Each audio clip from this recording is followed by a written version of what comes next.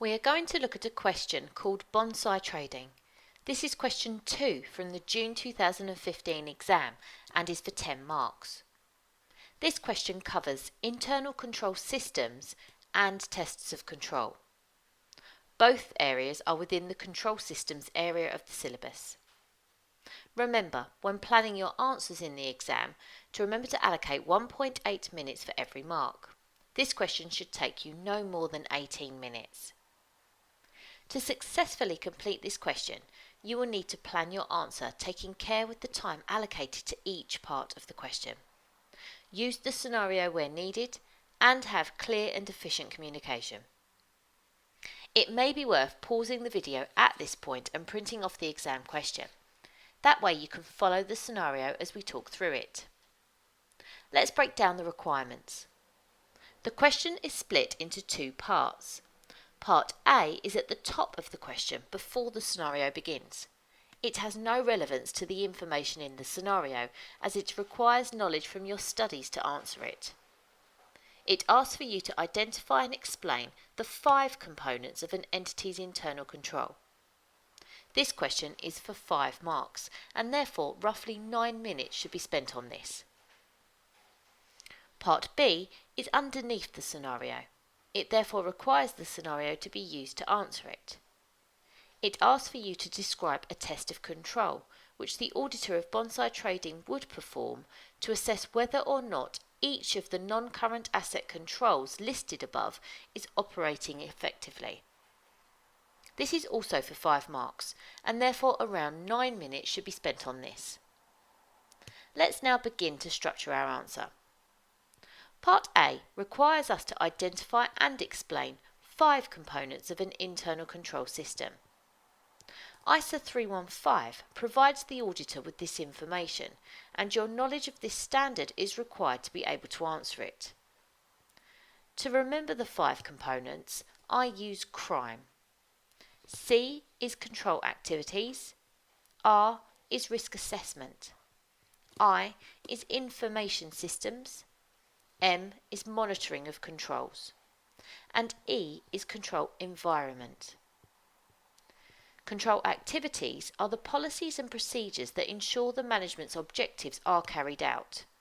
These include procedures such as physical controls, authorization, or approval and segregation of duties. Risk assessment is the process of the entity's management being able to identify risks relating to the financial statements. The entity should be able to identify, prioritise and decide what action is needed for each risk identified.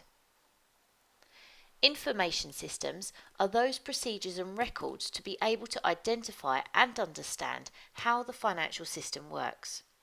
This includes the accounting system.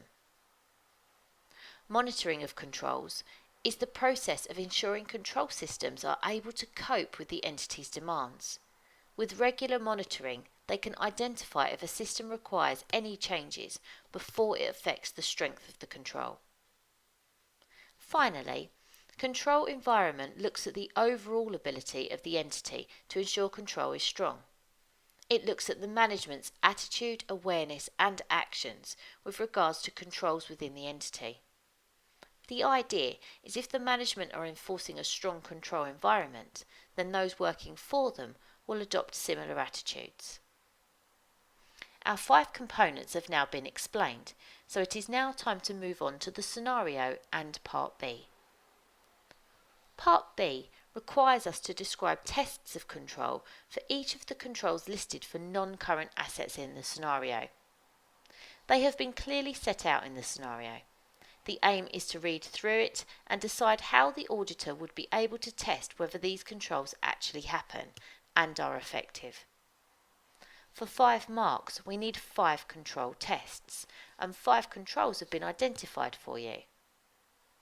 Remember, for each audit procedure, whether it be a substantive or control procedure, we must ensure the test is written as a clear instruction, detailed enough so it explains what the auditor should do and why.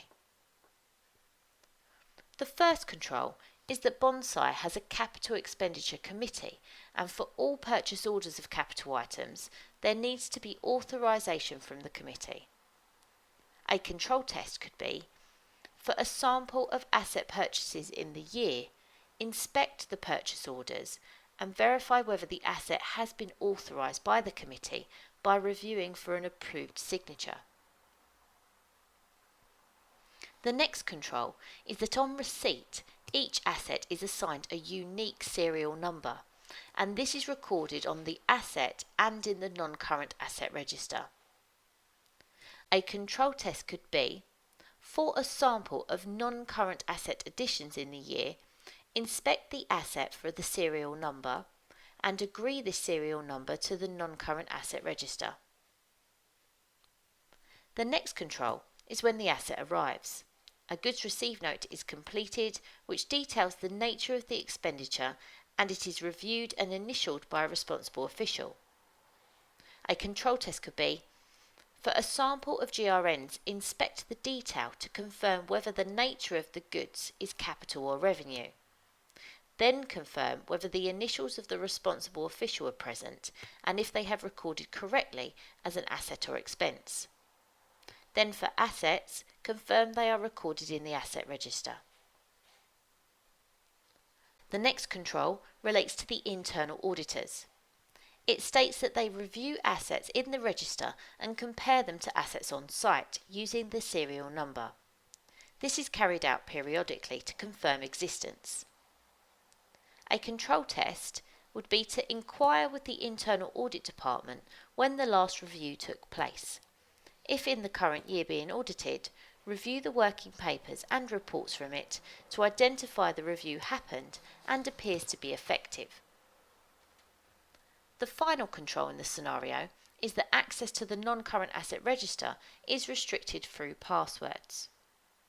A control test could be to obtain the list of authorised staff in the finance department and attempt to gain access to the system by using the password of a staff member not on that list. Remember, for each control test, to be as clear and descriptive as possible. Leave spaces between each on your answer booklet so the marker can clearly see where one test ends and the other begins.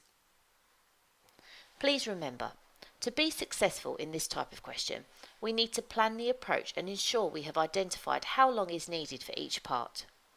Use headings to introduce your answers and space out your points so it is clear for the marker where the marks can be allocated. Finally, if there is a scenario, use it. This information was given to you for a reason, and at F8 they are trying to see if you can apply your knowledge to a given scenario and not just be able to remember the facts. I hope you found this video useful. Thank you and good luck.